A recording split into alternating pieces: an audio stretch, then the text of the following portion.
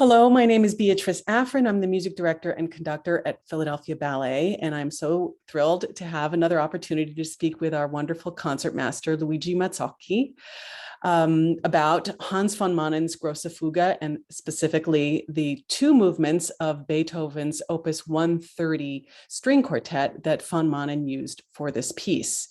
He uses the Grosse Fuge, which is actually the last movement, and the Cavatina, which is the movement before that, and von Manen actually switched them. I think it's fair to say that Luigi and I share an obsession with chamber music. We are both active chamber musicians, the difference being that he is an active performer and I am an active amateur. So welcome, Luigi. I'd love to talk about each of these movements, and perhaps we could start with the Grosse Fuge and sort of help us put into context what makes it so monumental and so grand, which is really what the title means, and why it's still so important and meaningful for us today. Yeah, this movement is such a monumental piece that it was actually published as a separate movement later on. And it's a very challenging piece because it's a double fugue and it has different motifs that come back and forth. And one especially, it's kind of harsh to listen to with a lot of jumps and chromatism. And at some point, actually it sounds like there's more than 4 people playing. It's so big and challenging to play and to stay together in that sense.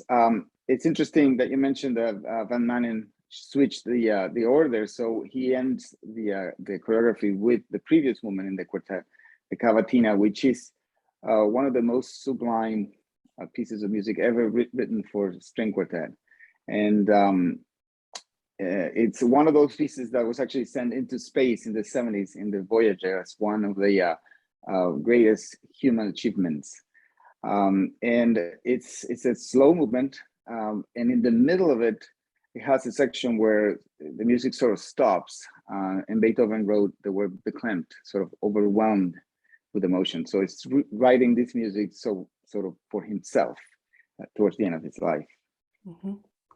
Yeah, I think it's fair to say that that the first movement, the Grosse Fuge, is the sort of titanic, and that's sort of a titanic struggle, which I think audiences will feel when they see the ballet, and that the second movement of the ballet, which is the Cavatina, sort of lifts us out of our sort of our difficulties and so in interactions.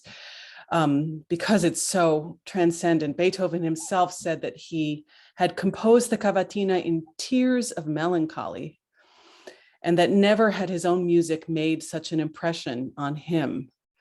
We wish that he could have heard it. The poor guy was deaf and very ill at this point in his life, but I am confident that audiences will really enjoy the music and the choreography for Hans von Manen's Grosse Fuge, and especially the performance of our wonderful string quartet made up of the principal players of the Philadelphia Ballet Orchestra. Thank you so much, Luigi, for joining me in this conversation. Looking forward to hearing you soon. Thank you.